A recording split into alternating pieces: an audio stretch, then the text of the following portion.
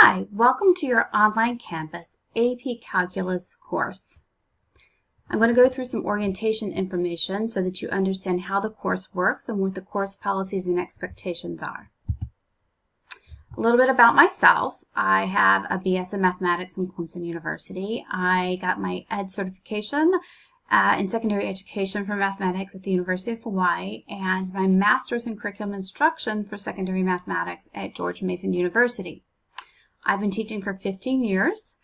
Different locations I've taught: Waianae High School in Hawaii, Believer Community College, Madison High here in Vienna, Annandale High, and Westfield High in Chantilly. I am currently an AP reader for both Calculus BC and AB, and I'm an AP question writer for your exam that you're going to take in the spring for both the Calculus BC and AB exams. This is my dog, Caroline. She's giving us a little smirk. She's not really thrilled about calculus. Okay, so first thing that I typically do during the orientations is I have everyone introduce themselves. So you really want to go into the Collaborate sessions each time a little bit early and make sure you're familiar with the tools. In order for you to talk, you're going to want your talk button on, but we can only have up to 6 people talking at the same time.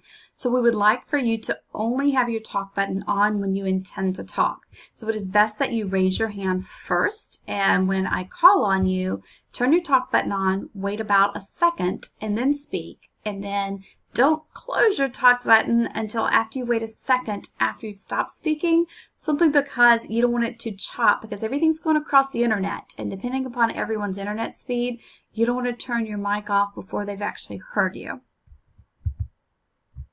Okay, definitely want to be on a high-speed internet connection. If you are using something that is a dial-up, which is extremely rare these days, then you may not be able to connect the way that everyone does. You'll notice when the Collaborate software first comes up that it gives you an option to choose what type of connection you have. Some of them say wireless, it says LAN, some different options are dial-up or different types of modems. If you are on a Wi-Fi connection, it doesn't matter if you're at the library doing it, if you're at home, if you have Verizon and it's the fastest high-speed internet available, doesn't really matter. If you are going across a wireless connection, if you are not physically cabled to that modem, you have to check wireless. Otherwise, it's going to move the stuff across to you faster than you're really going to be able to receive it, and that's when you tend to get kicked out of the session or you tend to get locked out or frozen. So be sure that you're choosing the actual connection that applies to what you're actually doing. So if you say cable connection, that implies that you physically have a cable stuck into the back of your laptop, or you're working on a desktop, which is typically cabled in, which is fine. Just be careful about what you choose. We're using Internet Explorer or Firefox. Beware, the Safari part doesn't always work with Blackboard, and that's simply because Apple doesn't do all of the same requirements for Java. Google Chrome right now does not run all the Java applets. Yes, it will run JavaScript, which is HTML, which is entirely different, the JavaScript and HTML, than what I'm talking about for Java applets. Java applets are required when you're going to use the math editor. The math editor pulls up a wireless editor inside the Blackboard shell, and that is a Java applet. That is not going to work in any shell that does, or browser that does not allow the Java applets to run. So just be cautious about that. It's better safe than sorry. Stick with Explorer or Firefox. For me personally, I've found the most success if Internet Explorer if I'm using something that's FCPS enterprise specific. And what I mean by that is if you're talking about resetting your network password, if you're going to do an IT request, if you're doing things, for me personally, if I were doing anything with HR or anything with my webmail that's hosted by FCPS, those things hosted by FCPS run best on Internet Explorer. Blackboard is not hosted by FCPS. That's why its browser address is fcps.blackboard.com. Blackboard.com is the host for that, and it runs better on Firefox. Okay, so we do have a note in there that we don't support Macs. That does not mean that Macs can't be used to take an online course. It simply means that FCPS does not have any IT support personnel or any Macs inside the office that we could troubleshoot with you. So if you need help with that, you're going to have to really follow the written tech requirements and the tech checklist, and hopefully everything works well. If it doesn't, you're going to have to seek outside help, simply because we don't have the resources or any Macintosh computers to actually troubleshoot with you. Sorry. Okay, so frequent questions. How often do I need to log into the course? Quizzes and tests, what do those look like? How do I take them? Do I come into the office? Quarterly exams, the AP exam, and how my grade will be determined. So I'm going to try to go through most of those questions with you now. Honors courses are weighted 1.5. This is an AP course, so I should have updated that slide for you, but it is a 1.0 bump. That does not mean that if you earn a B in the course that your transcript is going to say it's an A. If you earn a B in the course, your transcript is going to say that you earned a B, but your GPA is going to get a 4 calculated in. So be very careful that what you're looking at here is that you're actually going to get whatever letter grade you earn, and then the 1.0 bump is going to be to your GPA, not to the actual letter. Okay, so assuming you're starting in September, which you absolutely have to do, then you need to work 4.5 hours each week just on the class material. You'll need additional time for the course's assessments. What I mean by that is it really depends. So it may be that you can fit the 4 to 5 hours in completely, just like you would a base school class time, and then all your quizzes and tests fit there. But you have a different allotted amount of time for quizzes and tests. Most of the time, you're going to get 45 minutes to an hour to do your quizzes, but you'll get an hour and a half to 2 hours to do a test. And that's because you're having to enter things on a computer. That tends to take more time than if you were just speed writing things out on a piece of paper. The notation is harder. You have to use the math editor to enter some of the information. So because of that reason, because of the time that it takes to enter things on the computer, the weeks that you're taking quizzes and tests, you're going to need to allot a little extra time. Please make sure you're following the course calendar and the due dates posted in the course. There is no automatic extension on assignments. That means that if you submit assignment after the due date on a quiz or test or an assignment, let's say something was due this Wednesday and you don't submit it till Friday, there is going to be a penalty for submitting a late assignment. So don't assume that everything is due on a Saturday or Sunday, because that is not the case. Please follow the calendar. Complete all of your assignments, quizzes, and tests by their due date.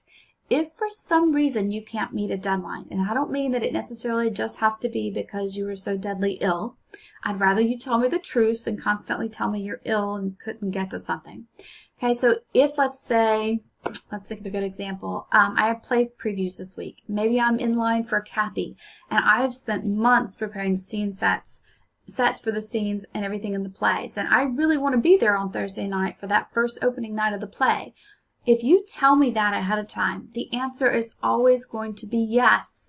You're always here. You always submit your assignments on time. You need an exemption for 1 week to do something so important. The answer is always going to be yes. Do that important thing and let me know exactly the date that you're going to be able to get everything submitted, so that I'm looking to give you feedback quickly to get you caught back up.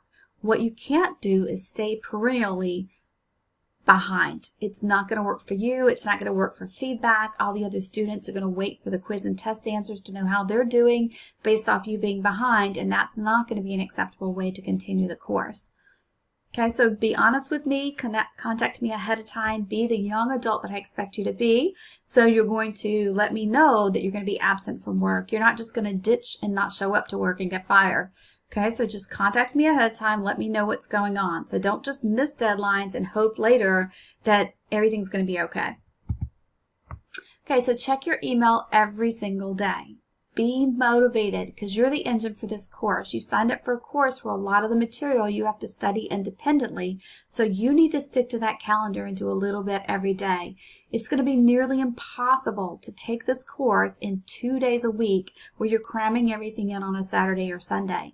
Think about what kind of your own personal torture chamber you're going to build. If you decide that there is 5 hours worth of material to study, there is a 2-hour test to take, and 7 hours of this I'm going to cram in on a Saturday or a Sunday, and all I can do is cram in for those 7 to 8 hours.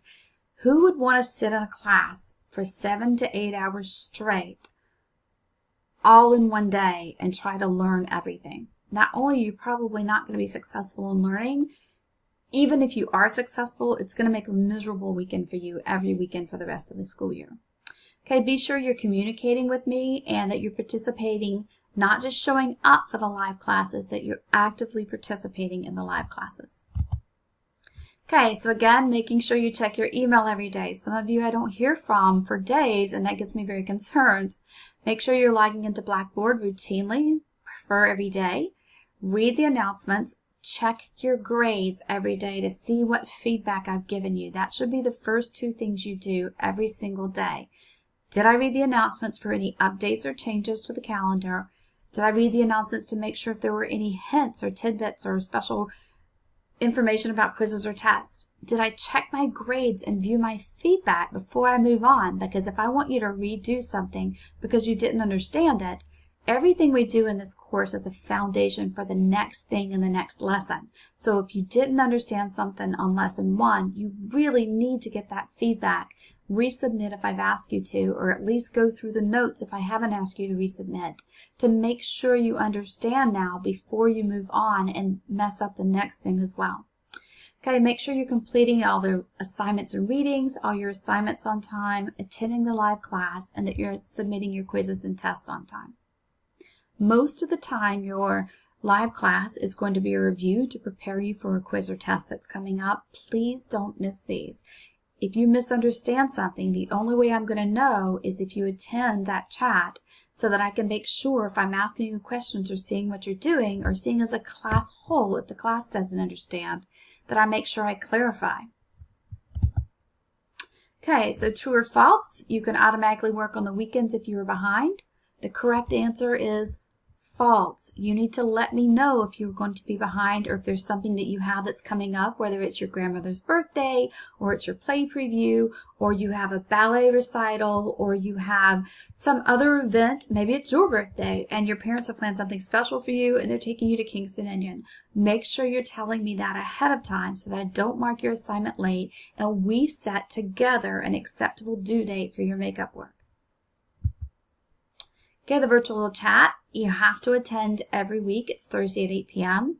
If you have to miss a class due to an emergency or some other pre-approved by me reason to miss that class, listen to the recording, take detailed notes, and work all the problems the rest of the class worked. Submit your notes via email. I'm not going to put a link in Blackboard for makeup chats for you to submit things because I don't intend for you to miss the chats. It's part of our requirement and accreditation for the online campus. It is required that everyone attend. It is required that you make it up if you cannot attend for some emergency or pre-approved reason. Okay, links to join the chat and listen to the recordings are both going to be in Blackboard. Make sure you type your first name and last name when you enter the chat. It is very difficult for me to give you credit for attendance if you put in Skater Boy 1997 or something like that as your sign-in name. That's not going to be very easy for me until at least I get to know you very well. Okay, do not plan to miss the class regularly. If you're going to miss routinely, they're going to require you to take the course at the base school instead of online. Headphones and a microphone are required. If for some reason we start receiving feedback off your device, it's not working, then you can come into the office to borrow one, or you can buy one at the nearest Best Buy or even Target or Walmart. You can buy a headphone with a microphone built in. Phones and tablets do not have the full functionality. They only allow passive listening in the chat. If you can't actively participate in the chat, then you can't receive credit for the chat. Please ask questions. Don't be shy. I guarantee you, if you have a question about something, so does someone else, and maybe they're too shy to ask. You do not have to ask those questions orally. If you would like to type a question, you can type a question in the chat box at the bottom of the chat, or you can type a private message to the moderator, which would be me, and the rest of the class doesn't see who asked the question if you don't want them to. Make sure you run the audio setup wizard before we begin. Be prepared to talk. It's not optional if I call on you that you have to respond. Make sure you've done the tech checklist if you haven't already to make sure everything is ready to go for the class. Multiple choice. In order to attend chat every week, you should go to the liveclass.com website. Email me to find out where we were going to meet. Come to my office in room 7 at the Sprague Center or click on the Live Class button in Blackboard. The correct answer is D. You're going to click on the Live Class button in Blackboard. Multiple choice. If you don't have a microphone, you should not worry about it. Use the texting tool all the time instead. Arrange to buy or borrow one. Ask your teacher to call